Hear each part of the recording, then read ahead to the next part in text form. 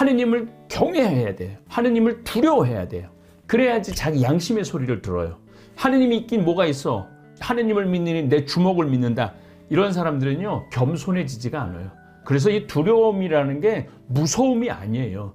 너 하늘이 무섭지도 않냐? 하늘이 두렵지도 않느냐? 그 얘기하고 똑같은 거예요. 그래서 여러분들 기회의 시작은 하느님을 경외함, 하느님을 두려워함이라는 거 잊지 마시고, 인간한테 조금이라도 해를 끼친다면 이 정의로운 하느님이 나를 벌할 것이다. 이런 생각을 하고, 내가 또 억울한 대접을 받았다면 정의로우신 하느님께서 반드시 이 세상이 아니더라도 저 세상에 가서라도 그 정의를 하느님이 반드시 세울 것이다 라고 하느님을 굳게 믿고 경외하면 우리가 마음의 평화를 누릴 수 있습니다. 성서로 보면 인내의 가치를 굉장히 중요하게 여깁니다. 여러분들도 지금 살아가면서 너무 괴롭고 힘든 때가 있는데 포기하지 마시고 인내하다 보면 좋은 날이 옵니다.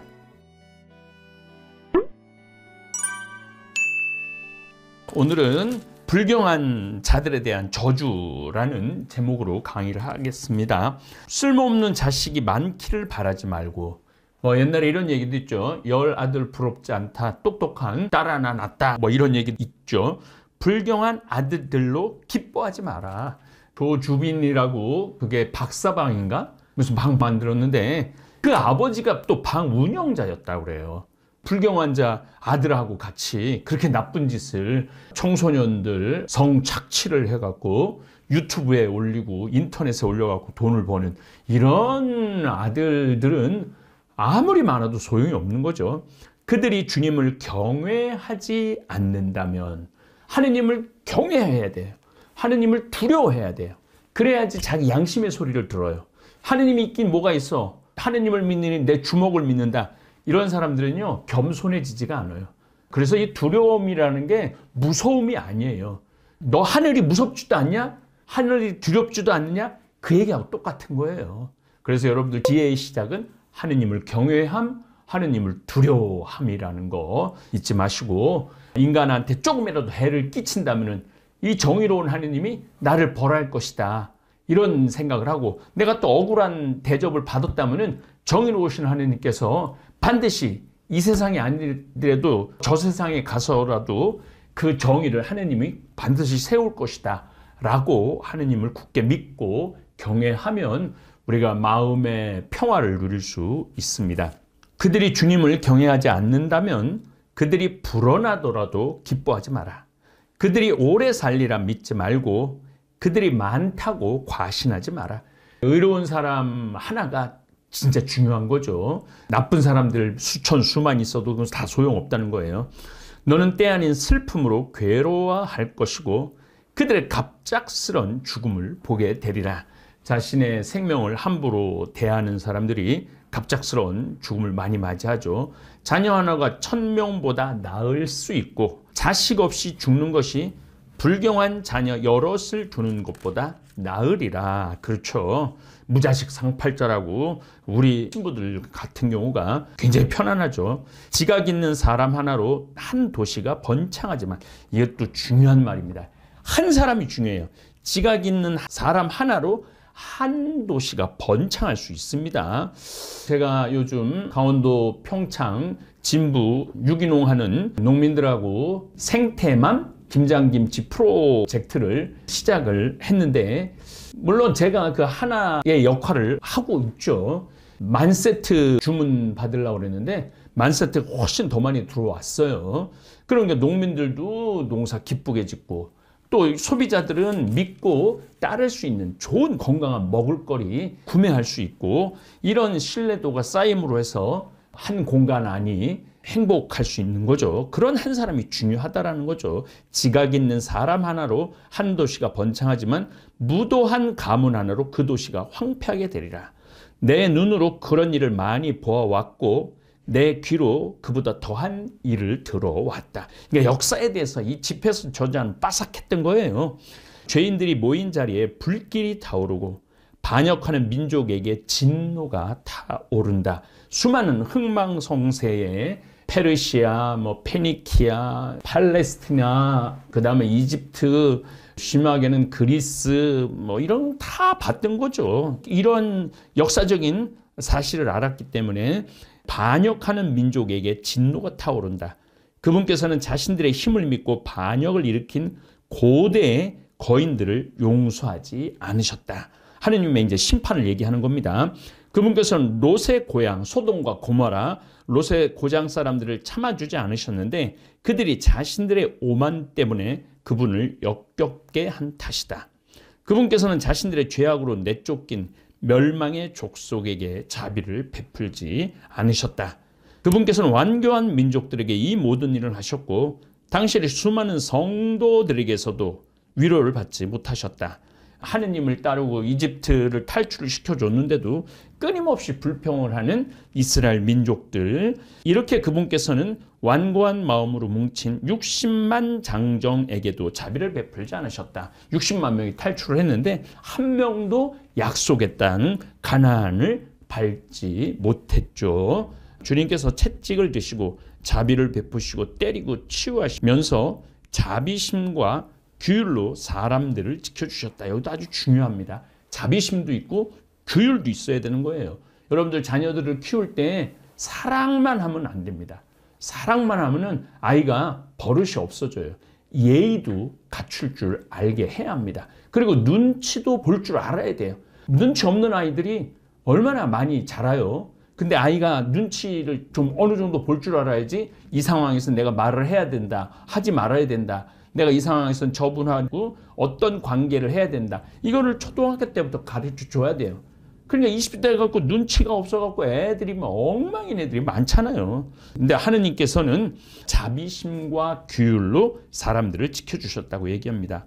목이 뻣뻣한 자가 하나라도 있을 때 그가 벌받지 않는다면 이상한 일이다. 사실 그분께는 자비와 분노가 있으니 항상 두 가지가 같이 있어요. 예수님도 항상 두 가지 얘기를 합니다. 너희는 빛과 소금이다. 너희들은 왼손이 하는 걸 다른 손이 모르게 하여라. 똑같죠. 서로 사랑하라고 그러면서 또 교회의 말을 안 들으면 이방인 취급해라. 항상 두 가지가 있다는 거 우리 교우들 이해를 하셔야 됩니다. 그분께서는 용서도 잘하시고 진노도 내리신다. 그분께서는 자비가 크신 만큼 질책도 많이 하신다. 제가 신학생 때 또 신부로 살면서 큰 자비도 입었지만은 조금이라도 잘못하면 질책이 아주 말할 수도 없이 세게 오죠. 그분께서는 사람을 제 행실에 따라 심판하신다. 죄인은 작물을 가지고 달아나지 못한다. 경건한 이의 인내는 결코 헛되지 않으리라. 성서로 보면 인내의 가치를 굉장히 중요하게 여깁니다. 여러분들도 지금 살아가면서 너무 괴롭고 힘든 때가 있는데 포기하지 마시고 인내하다 보면 좋은 날이 옵니다. 경건한 이의 인내는 결코 헛되지 않으리라. 그분께서는 모든 자선에 자리를 마련해 주시니 누구나 제 행실에 따라 자기 몫을 얻는다. 그래서 여러분들은 공덕을 많이 쌓아야 돼요. 좋은 일을 많이 해야 돼요.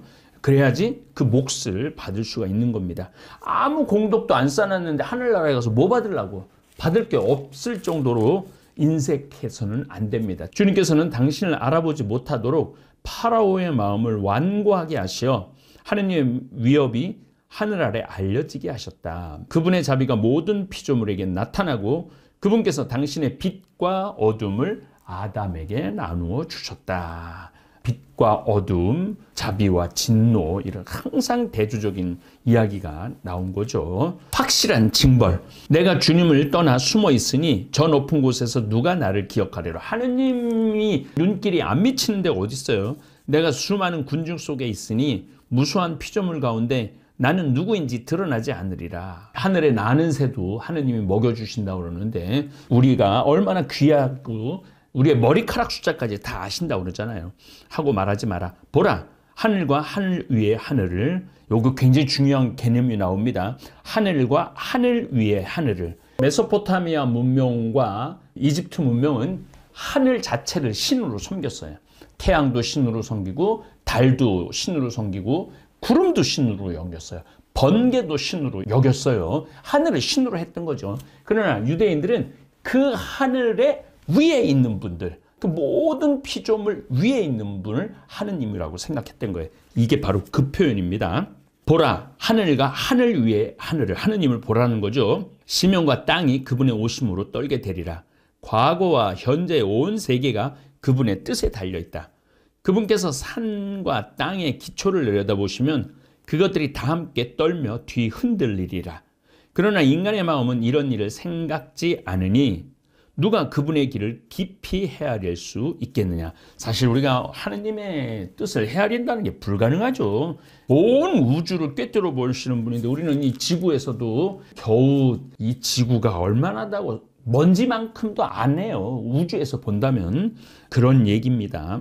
폭풍이 사람 눈에 보이지 않듯이 그분의 위협도 대부분 감추어져 있다. 맞는 말이죠. 누가 의로운 위협을 선포하려, 누가 참고 기다리리오. 그분의 계약은 멀리 있고 모든 이에 대한 철저한 조사는 마지막에야 이루어지는데 이것은 분별 없는 자의 생각이니 미련하고 헛된 길에 들어선 자가 이런 어리석은 생각을 한다. 그러니까 온 우주에 하늘 위에 하느님의 그 깊은 뜻을 우리가 헤아릴 수 없다라는 거. 그래서 하느님을 두려워하고 하느님을 경외하고 이게 우리 인간의 기본적인 도리라는 이야기를 집에서는 합니다. 요즘 시간이 너무너무 잘 가는 것 같아요. 어제 오늘은 평화방송 황차현 신부의 살리는 이야기 녹화를 했습니다. 3편을 찍었는데 굉장히 힘들어요. 방송 촬영한다는 게 처음에는 PD님하고 작가님들이 오셔갖고 다음에 어떤 이야기로 주제로 할 것이냐, 그리고 이제 원고를 형성을 하고 다시 한번 또 확인을 하고 그 다음에 촬영 당일날은 리딩이라고 출연자들이 다 같이 모여갖고 읽어요. 읽고 그러고 난 다음에 또 촬영하고 또 조금 쉬었다가 한 1, 20분 쉬었다가 또 리딩하고 또 본 촬영하고 이틀을 이제 그렇게 하면 이틀이 그냥 훌쩍 지나갑니다. 제가 이렇게 힘들고 좀 과정이 어려워도 기쁘게 하는 이유가 있어요. 우선 평화방송은 우리 가톨릭, 한국 가톨릭의 대표 매스 미디어입니다. 제가 오래전부터 평화방송하고 여러 가지 작업을 굉장히 많이 했죠. 한 10년도 훨씬 넘은 것 같아요. 한 13, 14년 정도 된 것 같아요. 그래서 저는 평화방송을 우리 교우들이 많이 봤으면 좋겠어요. 많이 보고 그래서 광고 수익률도 좀 나오고 또 다양한 제작 콘텐츠, 다양한 내용들을 엮어내서 아름다운 이야기, 기쁜 소식을 우리 천주교 교우들뿐만 아니라 일반 교우들도 이렇게 보면서 어제 오늘 한 거는 지구온난화, 환경호르몬, 그 다음에 장마당, 이게 다 사실 연결되어 있는 거예요. 지금 지구가 불타고 있죠. 불타기도 하고 녹기도 하는 거예요. 불타면 녹잖아요. 적도에선 불타고 북극에서는 녹고, 그래서 제가 지구가 불탄다 했고 지구가 녹는다까지 하려고 그러는데 너무너무 뭐 일이 많고 특히 이 성경 특강, 토요 특강 이런 강의 준비하는데 너무 바빠갖고 번외 특강을 지금 못하고 있습니다. 제2부 하느님과 창조 그리고 금원들. 얘야 내 말을 듣고 지식을 얻어라. 내 말에 너의 마음을 기울여라. 하느님 말씀에 우리 마음을 기울일 필요가 있죠. 나는 교훈을 정확하게 알리고 지식을 명확하게 전한다. 주님께서는 한처음 당신의 작품들을 창조하실 때부터 이 작품이라는 표현을 참 잘 써요. 작품, 하느님의 작품. 여러분들 레오나르도 다빈치가 그림을 그리는 걸 현장에 가서 보면요 정말 기가 막혀요. 그 그림은 저절로 생겨날 수가 없는 거죠. 한 예술가가 그린 거죠. 그래서 그 작품의 저자를 알 수 있는 거죠. 또 경복궁도 대목장들이 집을 기가 막히게 놨기 때문에 그 경복궁이라는 궁궐이 세워져 있는 거죠. 이와 마찬가지입니다. 저 아름다운 산, 계곡, 바다, 강 이런 지구의 전 지역을 다녀다 보면요 정말 이 작품이라는 생각을 안 할 수가 없어요. 그리고 그분의 아름다움, 그분의 무한하심을 느낄 수 있죠. 그것들을 지으실 때부터 제자리를 각각 정해 놓으셨다. 세렝게티 초원을 가봐도 정말 너무너무 아름다워요. 그분께서는 당신의 작품들에게 영원한 질서를 주시고, 저는 이 질서의 하느님을 참 좋아합니다. 동쪽에서 해가 떠갖고 서쪽으로 지는 거, 동쪽에서 달이 떠갖고 서쪽으로 지는 거, 그 다음에 시리우스 별이 1월 1일 날 떠갖고 12월 31일 날 다시 제자리로 돌아오는 거, 이런 게 다 질서의 하느님이에요. 우리 인간의 삶도 질서가 있어야 돼요. 제가 이렇게 공부를 하고 방송을 찍고 가끔 많은 분들이 저한테 그런 이야기를 전해줄 때가 많더라고요. 신부님은 어떻게 이렇게 대한민국 국민으로부터 사랑을, 물론 뭐 욕도 먹지만은 사랑을 받는 신부가 됐느냐고. 이게 제가 보좌 신부 때부터 강론 열심히 하고 강의 열심히 다니고 이게 30년 동안 축적이 된 결과입니다. 어느 날 갑자기 느닷없이 스타가 될 수는 없습니다. 그 BTS, 지금 전 세계를 휩쓸고 있는 BTS도 3년인가 4년의 무명 생활이 있었다고 그래요. 그런 무명 생활이 있고 피와 땀을 흘렸기 때문에 지금 전 세계를 휘어잡는 BTS, 대한민국을 더 단단하게 아주 매력적인 나라로 만들어주고 있죠. 그런 친구들을 군대를 보낸다라는 게 군대 대신 지금 대한민국을 선양하는 게 훨씬 더 좋은 방법. 그러니까 합리적이라는 생각을 합니다. 군대 갔다 오신 분들 이 말 듣고 열 받으실 수도 있겠지만은 이게 굉장히 합리적인 방법을 취할 때 경쟁력이라는 게 생기는 거라고 저는 생각을 합니다. 제 영역을 세 세대대로 정해놓으셨다. 그리하여 그들은 굶주리거나 지치지 않고 제 구실을 그만두지도 않는다.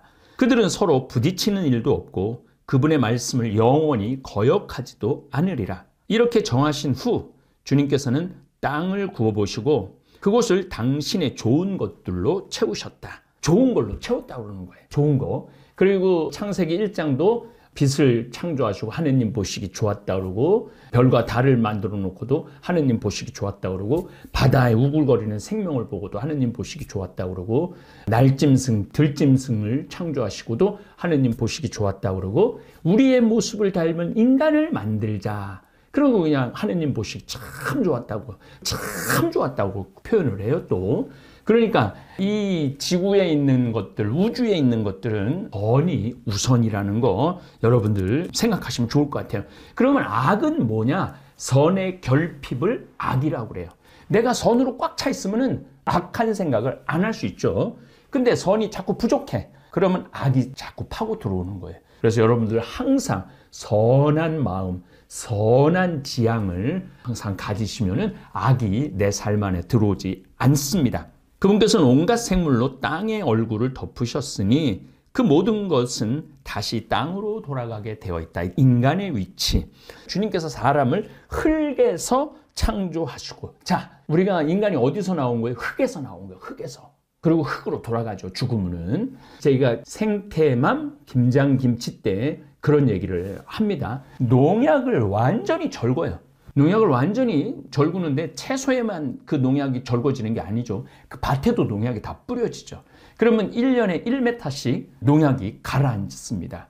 그리고 한 30년 정도 지난다면은 30년이면은 밑에 수맥이 다 흘러요. 물길이 흐르는데 거기에 농약이 들어갈 수 있는 거죠. 그래서 지하수가 오염되기도 합니다. 농약을 절구면은 한 1m는 지렁이라든지 땅강아지가 살 수가 없어요.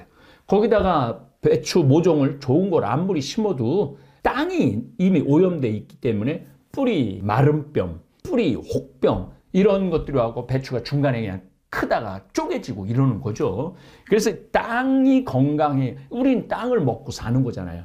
근데 땅이 농약으로 오염되어 있으니까 여러분들이 생태망 김장김치를 사 먹는 거는 땅을 살리는 거야. 땅을 살리고 생명을 살리고 농민을 살리는 일이라고 생각이 들어요. 흙이 죽으면 인간도 죽죠. 그를 다시 그곳으로 돌아가게 하셨다. 그분께서는 정해진 날수와 시간을 그들에게 주시고, 이게 시간의 개념을 알고 있다는 게 굉장히 중요합니다. 시간의 개념. 여러분들은 이 시간 속에서 살아가는 거예요. 어제, 오늘, 내일, 아침, 점심, 저녁, 밤중. 이 시간의 흐름 속에서 살아가는 거죠. 그래서 우리가 시간이라는 개념, 시간과 공간, 저는 평창이라는 공간에서 지금 보내고 있죠. 여러분들은 또 뭐 부산, 서울 이런 공간 안에서 시간을 보내는 거예요. 그래서 우리는 시간과 공간 안에 존재하는 인간들입니다. 땅 위에 있는 것들을 다스릴 권한을 그들에게 주셨다. 그분께서는 당신 자신처럼 그들에게 힘을 입히시고 당신 모습으로 그들을 만드셨다. 그러니까 인간 안에 하느님의 모습이 있는 거예요. 하느님의 상이 있는 거죠. 그래서 하느님은 가장 아름다운, 가장 완벽한 아름다움으로 머무르시는 겁니다. 그분께서는 모든 생물 안에 그들에 대한 두려움을 심어 놓으시고 하느님을 경외하는 거, 하느님을 두려워하는 거 지혜의 시작이라고 그랬어요. 그들은 들짐승과 날짐승의 주인이 되게 하셨다. 그들은 주님의 5가지 능력을 사용할 수 있게 되었다. 여기서 5가지 능력이라는 것은 혀, 눈, 귀, 마음, 이성 이런 능력을 사용하게 해주셨다는 거예요. 이게 지금 이성이라는 표현을 이 집회서에서 잘 쓰고 있어요.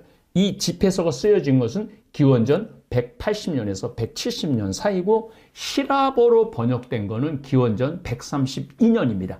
우리나라는 이때 고조선 시대예요. 그러고 난 다음에 우리나라는 고구려가 주몽이 언제 세웠느냐면 기원전 80년 정도에 주몽이 고구려를 세우죠. 제가 무슨 얘기를 하려고 그러면 스토아 학파의 영향이 굉장히 많아요. 그러니까 쉽게 말하면 소크라테스, 플라톤, 아리스토텔레스, 스토아 학파, 철학, 필로소피아, 철학을 하는 이게 기원전 400년에서 200년 사이에 이 모든 스토아 학파들, 철학자들이 이때 활동을 다 합니다. 이 구약 성서는 어떻게 보면은 이런 그리스 철학을 이미 다 알고 있는 상태에서 이 글을 쓴 거예요. 제가 고조선 얘기를 왜 했느냐 하면은 고조선에 관련된 요즘 뭐 환단곡이라는 책이 나와갖고 이제는 뭐 그 열풍이 조금 수그러들은 것 같은데 공식적인 문헌에는 고조선에 관련된 글은 극히 짧아요. 아주 극히 짧습니다. 그런데 이 구약 성서는 우리나라의 그런 문헌이 생기기도 전에 이렇게 두꺼운 책을 만들어냈으니까 문자의 위력과 히브리인들의 지혜를 우리가 알 수 있죠. 어쨌든 여러분들이 구약 성서를 읽는 것은 소크라테스, 플라톤, 아리스토텔레스 철학자들의 내용이 여기 다 들어가 있는 거예요. 그래서 그런 것들을 중간중간 제가 이렇게 잡아내고 여러분들하고 연결을 시켜드리도록 하겠습니다. 덧붙여 그분께는 6번째로 그들에게 지성을 나누어 주시고 7번째로 그분의 능력을 해석할 수 있는 이성을 주셨다. 그분께서는 분별력과 혀와 눈을 주시고 귀와 마음을 주셔 깨닫게 하셨다. 여기 5가지 능력이라는 거예요. 그분께서는 지식과 이해력으로 그들을 충만하게 하시고 그들에게 선과 악을 보여주셨다. 그분께서는 그들의 마음에 당신에 대한 경외심을 심어주셨다. 그러니까 우리가 지혜의 시작은 하느님을 경외하는 거라고 그랬죠. 여러분들도 지금 하느님을 믿고 따르고 찬양드리고 또 때로는 하느님의 심판에 대한 두려움을 가지고 있다면 여러분들은 지혜의 길로 들었을 수 있는 것입니다.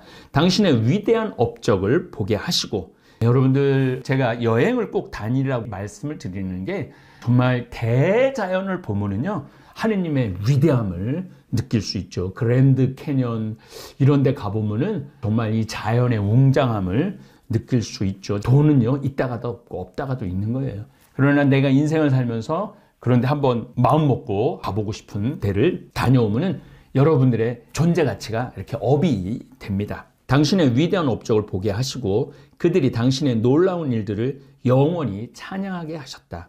그분의 위대한 업적을 선포하기 위하여 그들은 그분의 거룩하신 이름을 찬미하리라. 계약과 율법, 그분께서는 그들에게 지식을 주시고 우리에게 지식을 줬다 이거예요. 생명의 율법을 그들에게 상속재산으로 나누어 주셔 지금 살아있는 존재들이 죽을 몸임을 깨우쳐 주셨다. 죽을 몸임을 깨우쳐 줬다라는 얘기는 뭐냐면은 이때까지는 부활 사상, 천국, 지옥 사상이 많이 나오지 않았던 거예요.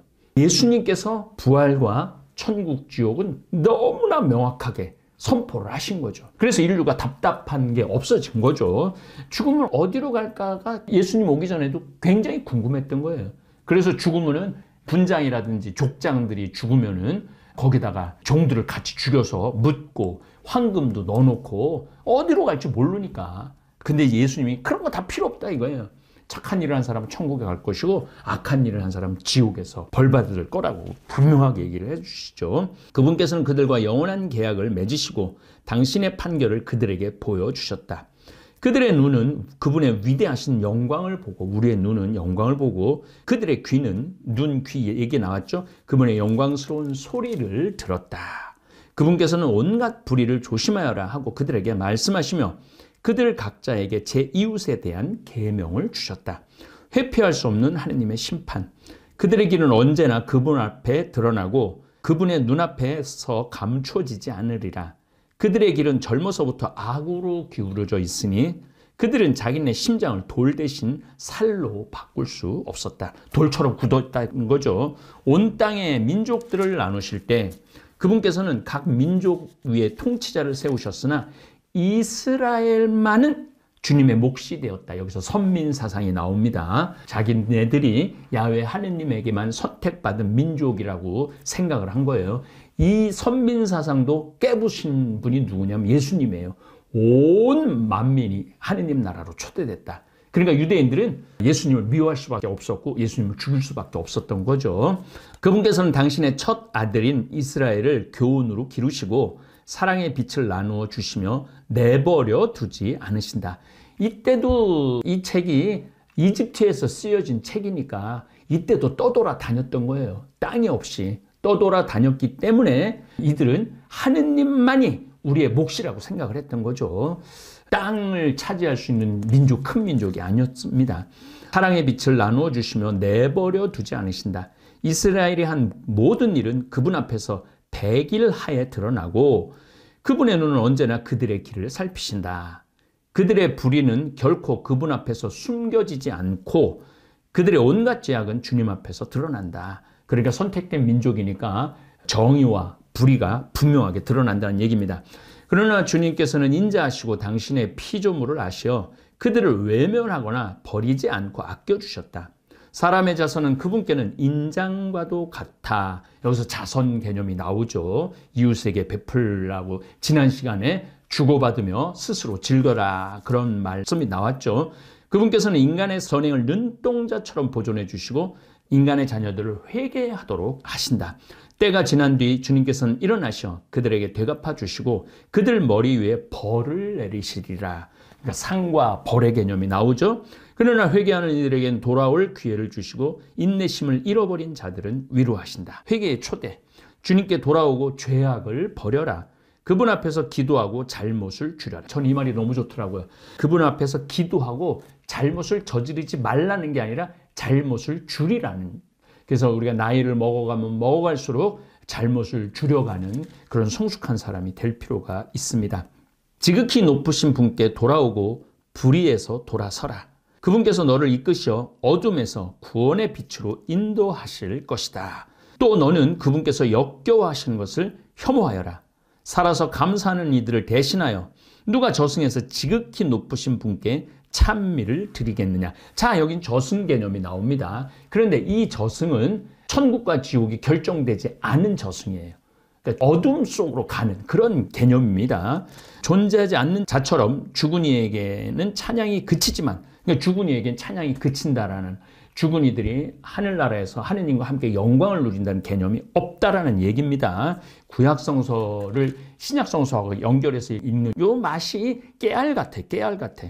주님의 자비는 얼마나 크시며 당신께 돌아오는 이들에 대한 그분의 용서는 얼마나 크신가. 돌아오라는 거죠. 인간에게 온갖 능력이 있는 것이 아니다. 인간의 아들은 불멸하는 존재가 아니기 때문이다. 그러니까 아직도 이 구약시대는 이 세상의 복, 건강, 장수, 자손 이것만 생각했던 거예요. 그러나 예수님이 오셔서는 그런 것보다도 더 중요한 것은 하느님 나라라는 이야기를 하는 거죠. 그래서 이 하느님 나라, 마르코복음 1장 15절 때가 차서 하느님 나라가 가까웠다.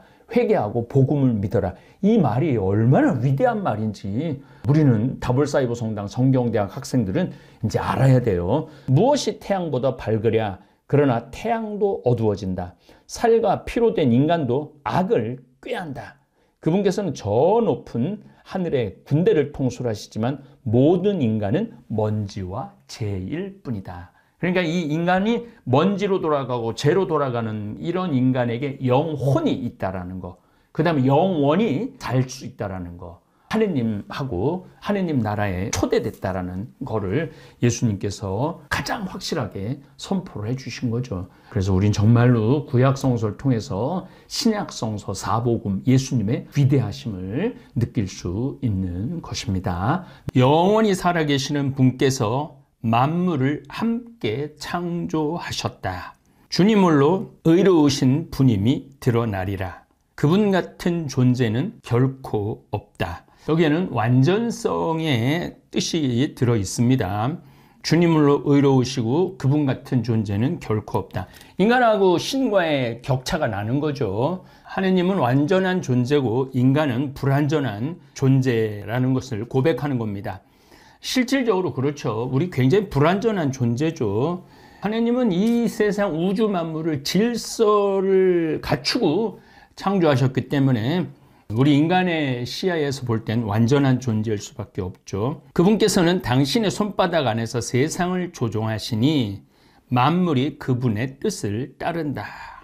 그러니까 하느님의 우주 만물의 조화에 따라서 우리는 그분의 뜻을 따른다는 말씀입니다.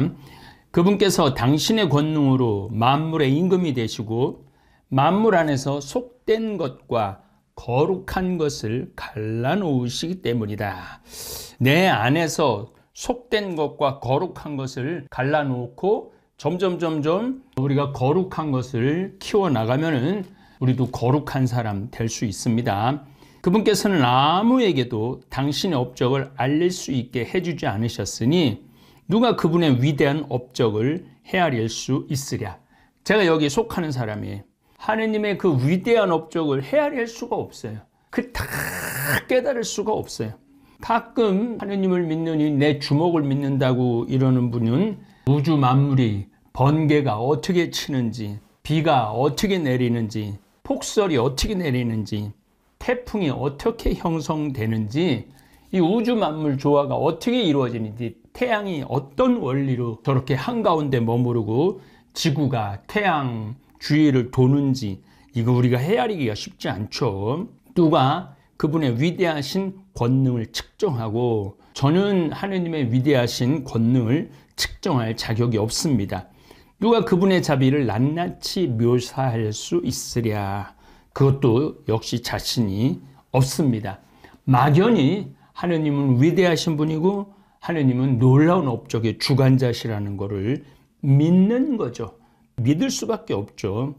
주님의 놀라운 업적에서 뺄 수도 더할 수도 없고 그것을 헤아릴 수도 없다. 인간이 그 일을 끝냈다고 생각할 때가 바로 시작이고 중도에 그친다 해도 미궁에 빠지기 마련이다. 이 성소구절 대단한 성소구절이네요. 보니까 우리가 하느님에 대해서 다 온전히 알 수 없다는 거예요. 그분의 능력도 알 수 없고 그분의 조화도 다 알 수 없다. 이런 이야기를 하는 겁니다. 우리 인간은 하느님의 그 무한하신 능력을 다 깨달을 수 없다는 거예요. 그러니까 겸손하라는 얘기입니다. 하느님 앞에서. 하느님의 위대함을 얘기했으니까 이제 인간의 허무함을 얘기합니다. 인간은 무엇인가? 무슨 가치가 있는가? 그의 선함은 무엇이고 악함은 무엇인가?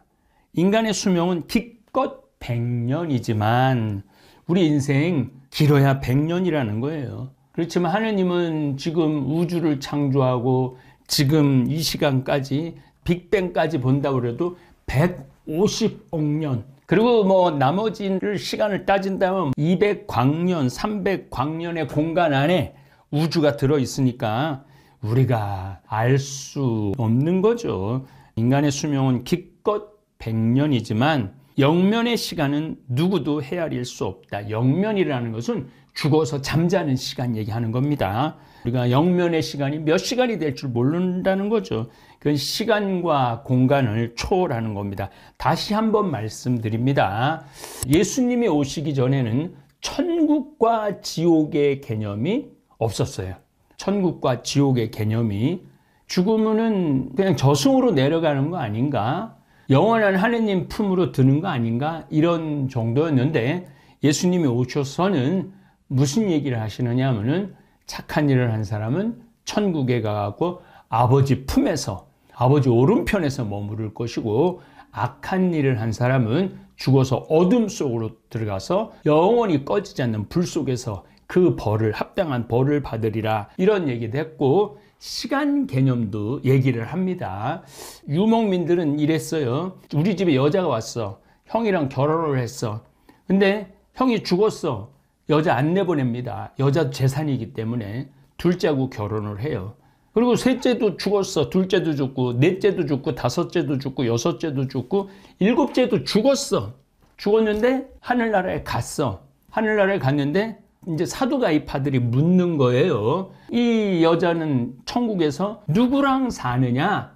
이랬을 때 예수님이 이런 말씀을 합니다. 천국에는 장가드는 일도 시집드는 일도 없을 것이다. 무슨 얘기냐면은 시간의 개념이 없을 거라는 거예요. 첫째, 둘째, 셋째, 넷째, 다섯, 여섯째, 일곱째 개념, 시간의 개념이 없을 거라는 거예요. 천국에서 첫 번째 시간의 개념이 없어. 시간의 개념이 없다라는 것은 이거 굉장히 좀 어려운 철학적인 이야기인데, 시간의 개념이 없는 그 공간, 이거는 공간의 개념도 없을 수 있어요. 시간과 공간의 개념이 없게 되면은 우리 인간은 완전히 새로운 차원에서 살게 되는 거예요. 그래서 죽고 난 다음에 지금 이 현세와 같을 거라고 생각하시면 안 된다는 거예요. 바다의 물 한 방울과 모래알 한 알처럼 인간의 수명은 영원의 날수 안에서 불과 몇 해뿐이다. 그러니까 시간의, 공간의 개념도 없는 거죠. 이 때문에 주님께서는 사람들에게 인내심을 보이시고 그들에게 당신 자비를 쏟으신다. 그분께서는 그들의 종말이 얼마나 비참한지를 보고 아시며 그런 까닭에 당신의 용서를 넘치도록 베푸신다. 그러니까 인간은 언제 죽을지도 모르니까 넘치도록 용서를 베푸신다는 얘기입니다. 인간의 자비는 제 이웃에게 미치지만 주님의 자비는 모든 생명체에 넘친다. 그분께서는 그들을 꾸짖고 훈육하고 가르치시며 목자처럼 당신 양떼를 돌아오게 하신다. 그분께서는 교훈을 받아들이는 이와 당신의 규정을 열심히 따르는 이들에게 자비를 보이신다. 자, 여기서부터 천국의 개념, 보상의 개념이 조금씩 나옵니다. 이 책은 예수님 탄생 170에서 180년 전에 쓰여진 책이고, 요 이전에는 이미 소크라테스, 플라톤, 아리스토텔레스의 여러 개념 중에 플라톤의 천국의 개념이 나오기 시작합니다. 이데아라고 보는 모습으로 돌아가는 그런 얘기가 조금씩 나오죠. 여러 가지 사상이 겹쳐서 이 집회서가 쓰여진 거죠. 너 그럼 얘야, 너의 선행에 비난을 섞지 말고 너의 선물에 모진 말을 곁들이지 마라. 이슬이 불볕더위를 가라앉히지 않느냐. 그처럼 말 한마디가 선물보다 낫다. 보라, 말 한마디가 좋은 선물을 능가하지 않느냐. 너그러운 사람에게는 그 두 가지가 다 있다. 어리석고 너그럽지 못한 자들은 남을 꾸짖고 인색한 자의 선물은 눈이 빠지게.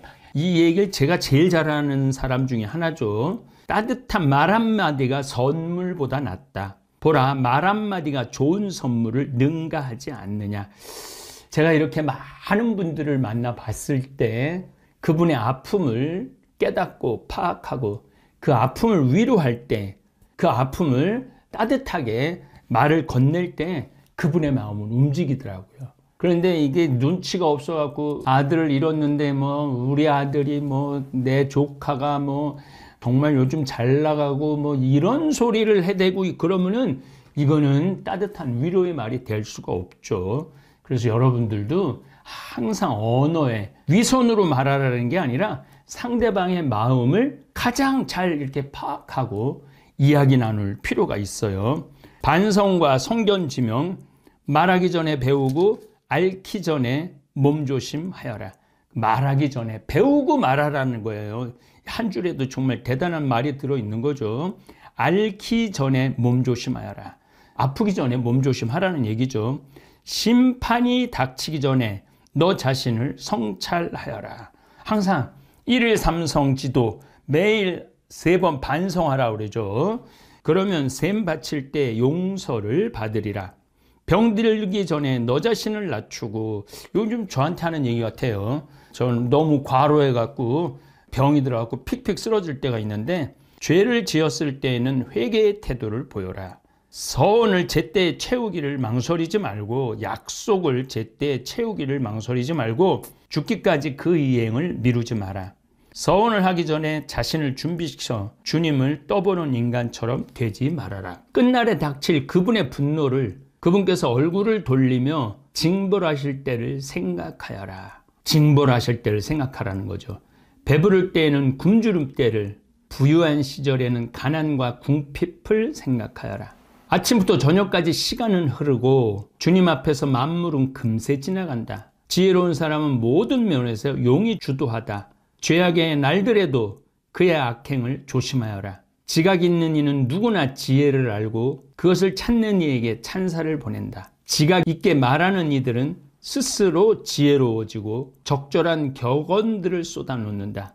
유일하신 주님께 의지하는 것은 죽은 마음에 죽은 자에게 매달리는 것보다 낫다. 그러니까 이 예수님, 하느님한테 매달리라는 거예요. 어떤 상황이 있어도. 그래서 여러분들은 정말 하느님 아버지께 매달리는 자세, 하느님 아버지께 의지하는 자세가 일상 안에 배어 있어야 돼요. 내 욕망을 따르지 말고 욕심을 절제하여라. 우리가 욕망대로 살다가는 큰 구렁텅이에 빠지죠. 내 영혼이 욕망을 채우도록 내버려 두면 너는 원수들의 놀림감이 되리라. 욕망을 채우느냐고 요즘 감옥에 가 있는 사람들이 많죠. 온갖 사치로 흥청거리지 마라. 그 비용으로 궁핍해질까 두렵다. 제가 요즘 옷 한 벌 입으면 한 달 입는다고 그러는데 정말 그게 환경운동이기도 합니다. 이것도 지금 한 달째 입고 있어요. 그 비용으로 궁핍해질까 두렵다. 내 지갑 속에 아무것도 없으면서 꾼돈으로 잔치를 벌이다 거지가 되지 말아라. 저도 지금 우리 생태마을을 큰 걸 운영하면서 꾼돈의 빚이 단 1원도 없습니다. 다 우리 거예요. 다 우리 걸로 하고, 우리께 돈이 모자라면 조금 줄이면 되죠. 그러니까 마음이 되게 편안해요. 그것은 사실 자신의 생명을 거스르는 행동이다. 주정뱅이 일꾼은 부자가 되지 못하고 작은 것을 무시하는 자는 조금씩 망하리라. 술과 여자는 지각 있는 일을 타락시킨다. 맞는 말씀인 것 같아요. 저도 이거 많이 느껴요. 창녀들과 놀아나는 자는 매우 무모하다. 부패와 구더기가 그 무모한 자를 차지하여 그의 영혼은 파멸에 이르리라. 한 줄 한 줄 그냥 넘길 내용이 단 한 것도 없는 것 같아요. 잘 읽어보시고 다시 한번 반복해서 읽어보시기 바랍니다. 감사합니다. 하늘이 무섭지도 않냐. 이 말은 단순히 겁을 주려는 소리가 아닙니다. 하늘은 언제나 우리를 지켜보고 계십니다. 그분 앞에서 감히 양심을 속이고 잘못된 길을 걸어서는 안 됩니다. 힘들다고, 괴롭다고, 순간의 유혹에 넘어가서는 안 됩니다. 남을 속이고 해치고 정직하지 못한 길을 택하는 것은 결국 나 자신을 무너뜨리는 일입니다. 하늘이 무섭지도 않냐는 물음은 곧 나쁜 짓 하지 말라는 엄중한 경고입니다. 우리 삶은 언제나 쉽지 않습니다. 경제적인 어려움, 건강 문제, 가족과의 갈등, 견디기 힘든 순간이 찾아오면 우리는 흔들리고 지치고 때로는 잘못된 선택으로 도망치고 싶어집니다. 그러나 성경은 분명히 말합니다. 심판은 피할 수 없다. 하늘은 다 보고 계신다. 그렇다면 우리가 붙잡아야 할 길은 무엇입니까? 바로 인내입니다. 오늘 당장은 괴롭고 힘들어도 끝까지 버티는 자를 하늘은 기억하십니다. 인내는 헛되지 않습니다. 눈물이 흐르는 밤이 지나면 반드시 빛나는 아침이 찾아옵니다. 지혜로운 이는 허무 속에서 인내를 배우고 고통 속에서 자제를 배웁니다. 그리고 결국 깨닫습니다. 내가 견뎌낸 그 시간이 나를 살렸구나. 바로 그 사람이 하늘 앞에서 의로운 자로 서게 됩니다. 힘들다고 나쁜 길로 가지 마십시오. 괴롭다고 양심을 속이지 마십시오. 하늘은 다 보고 계십니다. 끝까지 인내하는 자, 포기하지 않는 자에게 좋은 날은 반드시 옵니다. 오늘도 하늘 앞에 선 우리, 경외와 인내로 하루를 살아가길 기도합니다. 감사합니다. 하늘에 계신 우리 아버지, 아버지의 이름이 거룩히 빛나시며 아버지의 나라가 오시며 아버지의 뜻이 하늘에서와 같이 땅에서도 이루어지소서. 오늘 저희에게 일용할 양식을 주시고 저희에게 잘못한 일을 저희가 용서하오니 저희 죄를 용서하시고 저희를 유혹에 빠지지 않게 하시고 악에서 구하소서. 아멘.